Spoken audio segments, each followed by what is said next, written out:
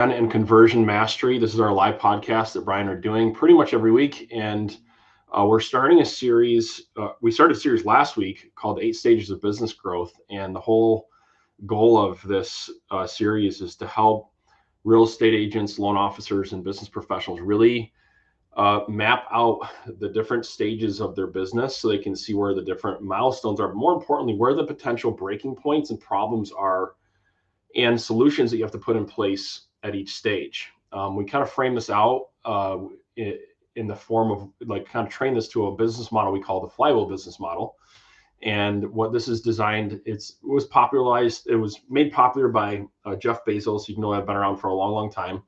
But he really used this to analyze his entire businesses as in Amazon, where he looked at marketing, sales, and service, and they would be constantly looking for areas of friction and with a goal to remove the friction from the business as fast as humanly possible in order to get the flywheel to gain momentum and spin faster and faster and faster. And they, within that, hyper focused on this idea of making sure that the client had the best experience possible, so then they become part of the sales force. And it was a really interesting concept to me because I think a lot of people's natural reaction is to either focus on client experience more, or maybe they focus on marketing more, or maybe they focus on sales more.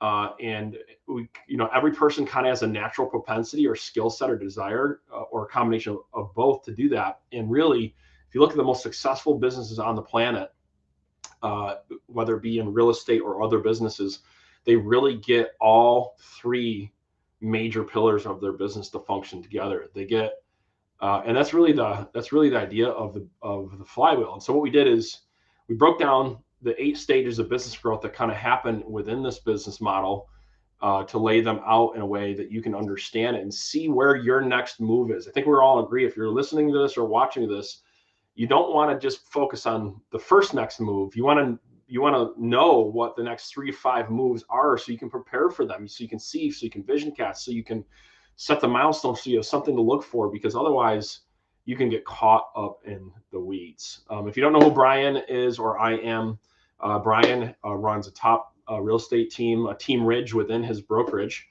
does well over 500 transactions a year, very, very successful, owns multiple businesses, has leveraged himself pretty much out of the day-to-day operations of this business for the most part. And that's really our goal, is to help you do the same thing. And I have also done the same thing for my business. And so part of the exciting part of this process is the idea of going from a professional, which Brian and I were at, to mainly a rainmaker with a small team, then a larger team, and then getting out of production. And then once you've gotten out of production, you're able to eventually hire somebody to essentially run it for you, so you can work on the business instead of in it.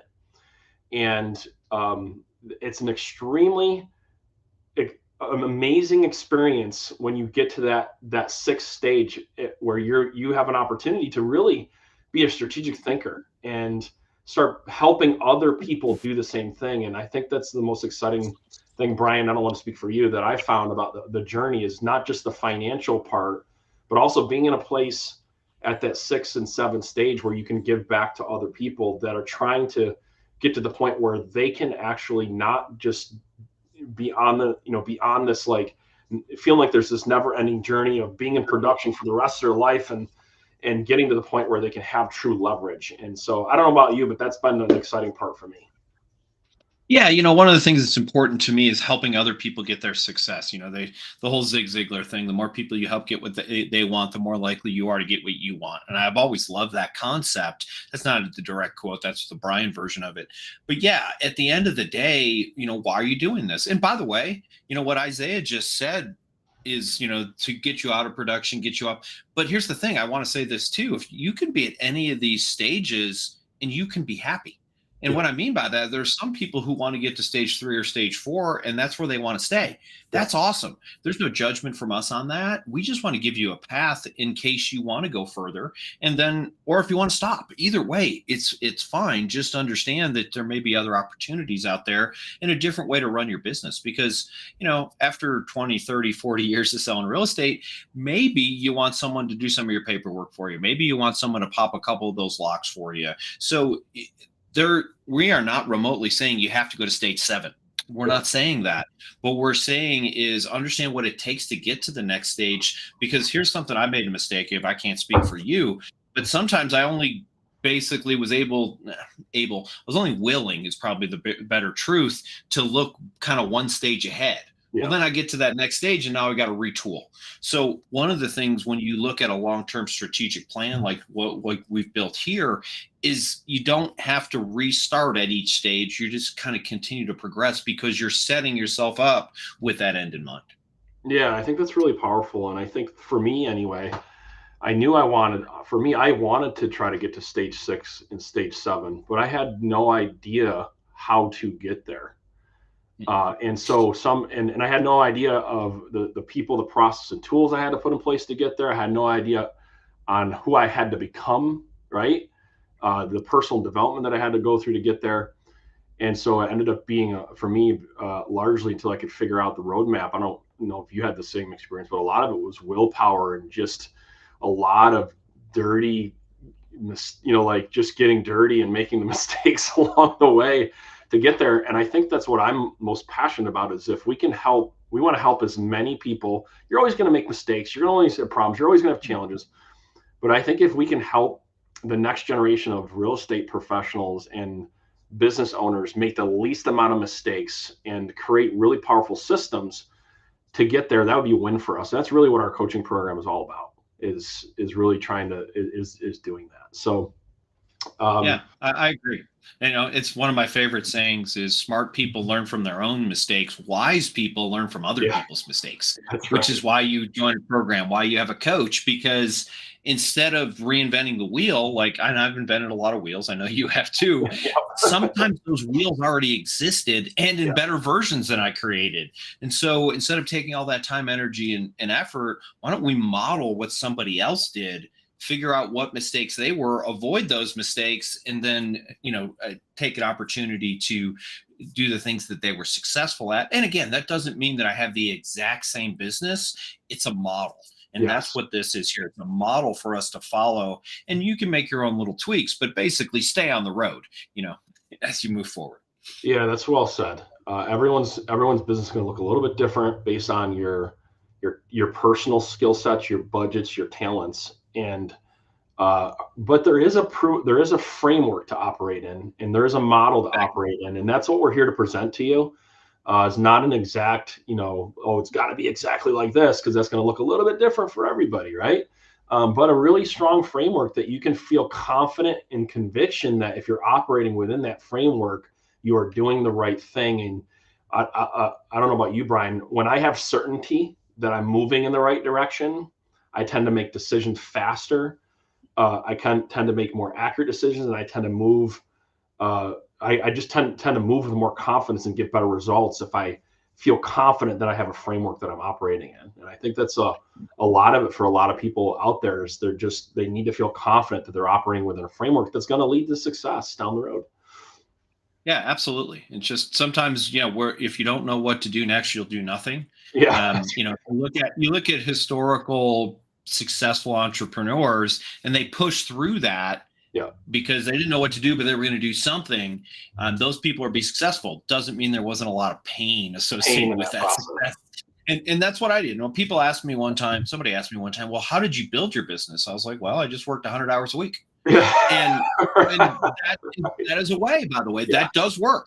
Also causes problems with family and friends and health and all the other stuff that comes with basically, getting your life so far out of balance. So I wish I'd had a roadmap, and I didn't, and that's okay. We're fine. I'm not complaining, but it's nice to have a roadmap of what I want to do as we move forward. Because I think if we're real about it, if we knew the right way to do it in the beginning, we probably wouldn't have had to work the 80 hours or the 100 hours for as long as we did, right? We probably could have made some better decisions to get there. I know I could have. So I think that's the other part of it, is what's the point of getting rich or making a lot of money, whatever, or anything in between, if you're going to lose your health and lose your family in the process. That's that's been my conviction over the past 2 or 3 years, right?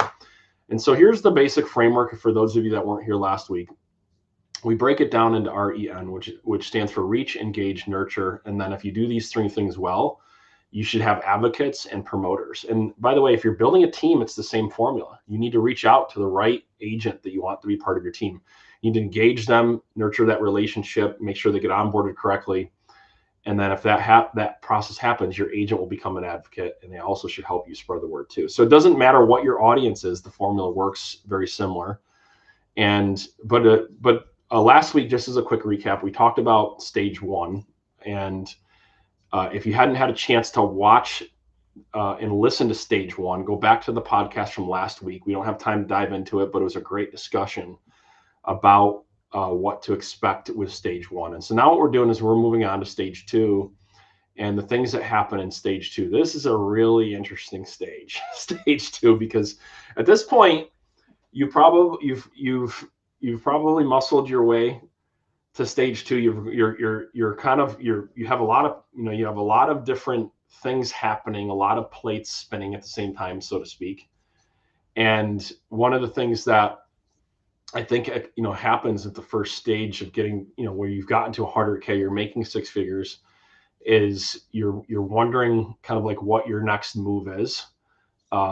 Your dollar per hour average after expenses should be coming in around $35 to $50 or so, depending on where you're at. If you are investing in your business properly, you could take more.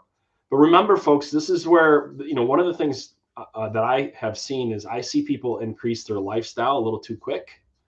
Once they start getting to the 250, the 300K in commissions, they're starting to make decent money. They start going maybe taking money out of their business a little bit. So that's one thing of caution. Once you get to that 300, 400, 500K in commissions, it's going to be easy to start increasing the lifestyle. And here's the thing, you're still going to have good months and bad months. And you have to really, really, really be disciplined with your budget at this stage, because if you're going to go to the next stage, you got to be investing in your business. You're going to have systems that you're going to be investing at this point, and some other things going on. Is there anything you want to talk about, Brian, that maybe you've seen or experienced where people, they start making some good checks and then all of a sudden you see the lifestyle, increase a little bit too quickly maybe, and now the business is maybe we're starving the baby a little too quick? Any comments there?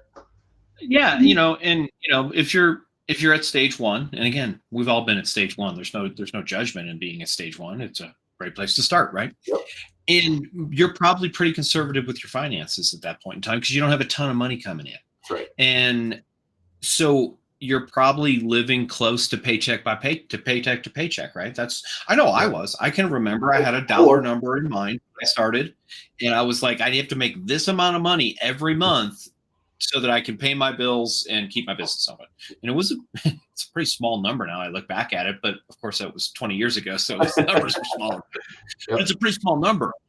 Basically, if I would be honest about it, I had to close 1 to 2 deals a month was where I was at. Here's the mistake that people make, though. Then now they're doubling their income from where they were. And now they say, well, thank God I don't have to live paycheck to paycheck. Awesome. Don't. And understand that doesn't mean that, let's say you were needed $5,000. Now you're making $10,000. That doesn't mean you take $5,000 and spend it on fun and boats and cars and houses and all that kind of stuff.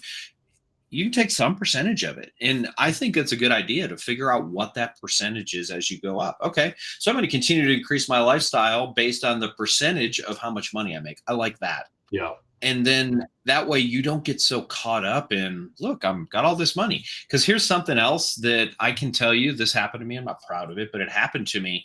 The first year I had an amazing year. I didn't understand taxes well enough. Yeah. And because of that, I owed the IRS a bunch of money. I paid it. I don't owe the IRS any money, for the record. That being said, I can remember when I saw the size of the check I had to write, and I threw up a little bit. Because what happens is it doesn't, if you make $50,000, you owe $10,000 taxes. You make $100,000, that doesn't mean you owe $20,000 tax. It goes up. There's an exponential point to taxes as well. So I know it's not specifically in here, but as you start to get over $100,000, actually any place over about $75,000, you need to talk to an accountant. You need to build a financial plan to make sure that the government gets their piece, because they're not a group of people you want to hang out with. Not a fun experience. So Yeah, no, that's for sure. Yeah, and I think also another thing that happens here is your workload starting to fill up. You're probably gone from a 30 to 40. It depends on your personality, but you're probably working more at this stage than ever before. And you absolutely. might have this feeling of burnout starting to happen. And you got to ask yourself, what's your next move? Because some people are built to be able to function with this, but a lot of people are not. With this kind of level of responsibility, all of the things that are going on to that are getting you to that 400 500K, and doing the amount of transactions. But you really got to start thinking about what the next move is, because if you're feeling that burnout, massive stress, most likely you're probably having some stress at the home life right now because of the hours that you're putting in. And my thing is to everyone in stage 2 is just make sure that you think about what your next move is, because you just don't want to create a high paying job for the rest of your life, in my opinion, unless that you're okay with that. Like you said, some people, that's what they want and they can function long term within that environment, but a lot of people, that's not their goal. They don't want to function in that. So it's important to think through what your next move is. And here's your biggest challenge if you're listening to this. And we have a lot of people in our community. This is what they say to themselves: I want to delegate, but there's nobody else that can do it as good as I can. That's awesome. That's one of my favorites. Yeah. And I see so many powerhouse professionals, really, really sharp people. They're leaders. They could build an awesome team, but this is such a major mental roadblock. They stay at this stage for years and years and years because they can't get past that conversation in their mind, as nobody else can do it better than I can. Can I save them some time? Please. You're right. And the question is, and by the way, I actually don't think you're right, but there is a very, very, very good probability that the person you hire, even if they're a high quality person, is not as invested in your business as you. They do not care as much as you do. It's not their baby. This is your baby. Yeah. And we've all babysit for, as at one point in time, we've babysat, right? Yep. We did everything we could to take care of that baby. That's our job, but it's different. We still know we get to go home at night. When the phone rings at 9:00 at night, my assistant's not answering it, and she shouldn't. And so understand that that's okay.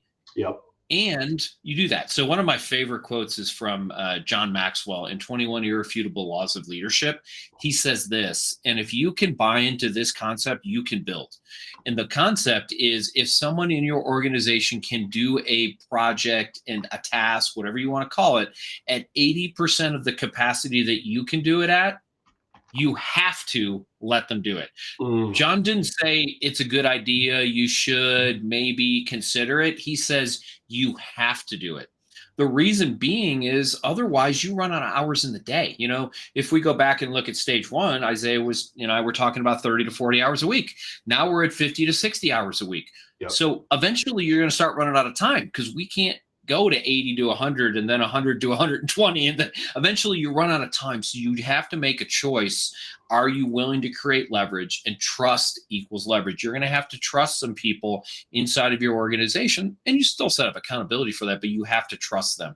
I highlighted this in my head. I know that you haven't necessarily covered it yet, but you need to seriously consider hiring an administrative support staff if you haven't already. Yeah. And I can't emphasize how important that is. I'm glad. I'm glad you mentioned that, because we get asked that question: who should my first hire be at this stage? And everyone's got different opinions on it. But I like to give a framework instead of saying who definitively is your first hire. Now, I believe that for most people, if you can find somebody that is has a marketing mind, but that also can be your personal assistant, for most of you, that would be your ideal hire. It's kind of a unicorn scenario a little bit, but I got lucky. His name was Chris. He had a really good marketing mind, but he also had good operational administrative skills. And I didn't really have full-time admin for him at that point, and I didn't have full-time marketing, so it worked out really good for me. And so my personal opinion is to find somebody that has some, because most likely a lot of your tasks are tactical things to execute on your sales and marketing plan that you could offload to an administrator. And if they have that marketing mind, that helps too. So that was that was something I think that gave me and our team a little bit of a competitive advantage, was our unicorn Chris. And ironically, Chris is still with us. He's actually our director of operations today for our holding company. So it's kind of a cool story. So absolutely. And here's another thing. There are probably people watching this who had a fear that was similar to my fear. Here was my fear. I knew I had enough money to pay my bills, and I could go for a couple of months. God forbid things went badly. And that, that happens every once in a while. There's a month sometimes when you have 5 deals under contract and they all get pushed to the next month. Not your fault. You're doing your job. It just happens. You're going to have a great next month. This month's going to suck. So you have to make sure that you're okay to pay somebody, even if you have a down month. And I believe that kept me from hiring for too long. I was so concerned, and it's something's very important to me. If I'm going to give somebody a job, that their family is depending on that paycheck to feed their family, to do. And I wanted to be really responsible for that. And I want to add this. Yes, I hired somebody and I hired him for 40 hours a week. Somehow that magically gave me more than 40 hours a week of time. And I know that doesn't make sense, but I'm telling you, theoretically, now I should just have more time.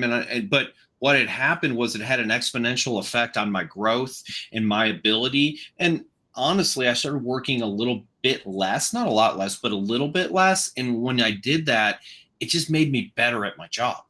That's right. Like I wasn't exhausted going to a listing appointment, Yeah, you're able to spend more time honing your skills, looking at the finer parts of your presentation, just having a little bit of breathing room to analyze different parts of your business, and that's priceless at this stage.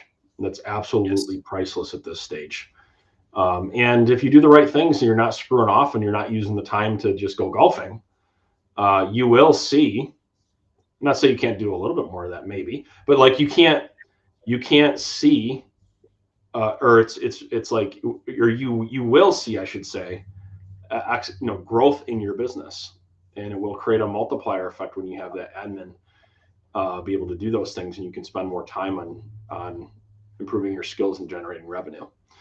The other thing I'd encourage people to is, look at your delegation. I call it a delegation quadrant, and try to have a roadmap about, to talk, try to have some really good decision making about what you're delegating and what you're not, because you can also delegate something that could be detrimental to your business if you do that the wrong way. And so one of the things that I always was taught is a high skill, high impact activity is something that if you're going to delegate it, you have to make sure it's done the right way.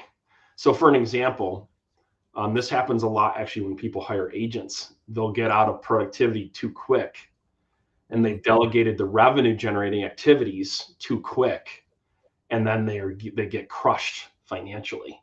So that would be one example. Yeah. And we can talk about that progression, but I can tell you right now, it took me a long time to be willing to do that. Now, I started by working with buyers and sellers, and then I progressed to just working with sellers, and I progressed to just working with a certain type of seller. And then, so I think a lot of people go, great, I got a team, I got 5 people, I got an admin, I'm going to go and be the CEO. You don't have enough to be a CEO of yet. There's no CEO required at that point. So, understand where you're at in that journey. And just own that. And there's no wrong place in the journey. It's just a journey. Yeah, and I think next week, when we get to stage 3, this becomes extremely important because your budgets are bigger. You are bringing on more team members, and having a delegation quadrant really set up, really, and and framed out.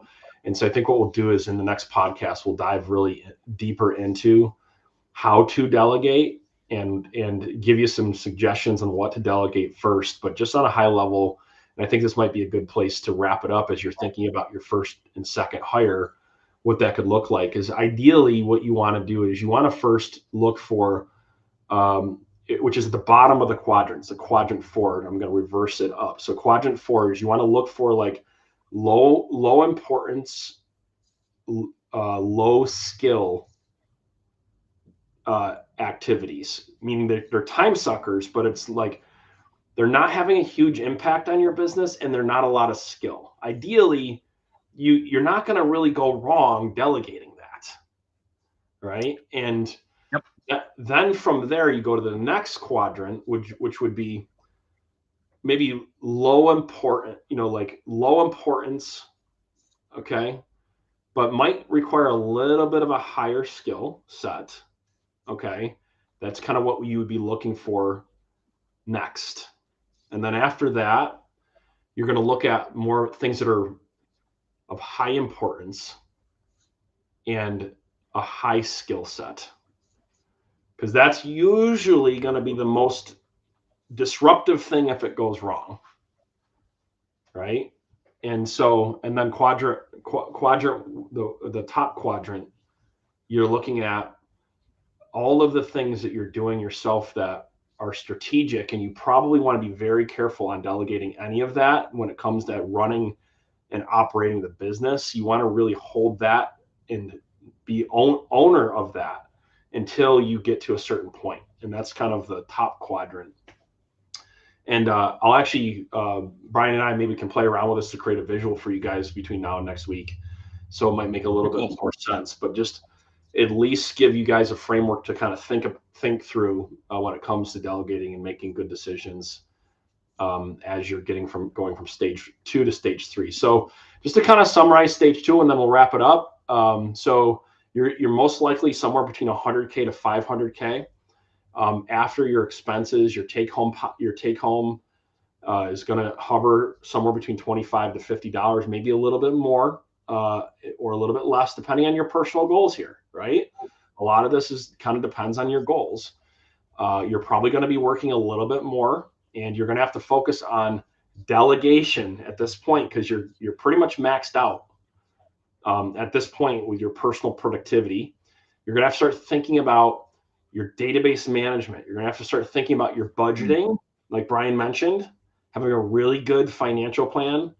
And you're going to have to start looking at your metrics, because if you're going to start bringing people onto your team, right, and you're not going to be doing everything, you have to have really good metrics in place that you can manage things well for accountability purposes. And the big question you got to ask yourself is, who am I going to hire to get leverage so I can get time back and work on the systems that I need to scale my business? That's the big questions you have to ask yourself. And a lot of times we see people at the bottom here, they have 1 or 2 members. Once they start getting up to that 500K, they might have 5 to 10 members. 10 would be probably on the high end of the spectrum. But just to kind of give you guys a little bit of a framework here. And Brian, anything you want to wrap up on stage 2 as we end this section of the podcast? We got a couple minutes here. Yeah, just a couple of tiny things. So the first one, I think, is at all stages you should be doing some kind of analysis of you and your business. I'm sure Isaiah and I didn't even talk about that. I knew he was going to shake his head yes to that. And here's the question that you might want to start asking yourself: what am I not good at, and what do I not like to do? Now, what I'm not good at is definitely your first hire.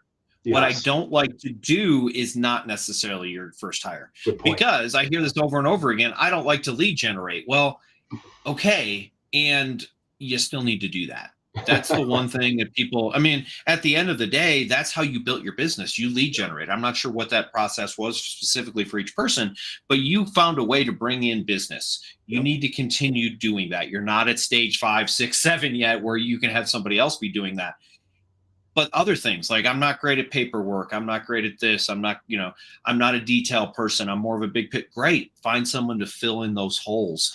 And the reason that can be so powerful is because, first of all, as someone who's it's funny, I'm actually delving back in to selling some houses right now. There's just a unique situation. So short term, I jump back into that. And I know that I don't like to deal with the details. Right. My transaction coordinator, people have called me during this call, and you know what my text message is going to be back to them? Call Anita, because I don't want to do that stuff. And as a matter of fact, and this is a hard part for most people to get, if I do it, it'll actually cause a problem because it's Anita's job. And so when you hire that person, so the first step is figure out where, and then when you hire that person, you have to let them do their job, or otherwise you're just going to be paying somebody to do the job you're already doing, and it's not worth it. So, it's really important. And again, call Anita. Does that irritate other agents? Yeah, it does, but they'll get over it, because at the end of the day, you only have to tell them once, because they won't call me again, right? Because they'll know if they call me, they're going to call Anita. So anyway, figure out what the thing is you really don't like to do. And more importantly, then what is the thing that you're not good at? Hire someone to cover that part of it so that you can go do more of the things you're good at. Hopefully lead generation, making money, marketing, those things that are bringing in income. Yeah, that's powerful. I think that's a great place to end. And we look forward to taking a deeper dive into delegation, have a really good framework for you guys next week in our podcast. Hopefully a visual, so you can kind of see a visual map of framing this out. And that goes along with the conversation that Brian's and I are having on delegation. And true to form, if you like this podcast, we ask you to spread the word. Go check Brian out on his social media handlers. You can check out Brian Curtis. Just type into Facebook. All his content will come up, and you can check him out. And then we hope that you are finding this helpful and intriguing and taking it seriously, because if you do, you're going to get tremendous results, knowing and planning on what your next move has to be. And then until next time, I hope you guys have an awesome rest of your week and have a great rest of your day. Bye, everybody.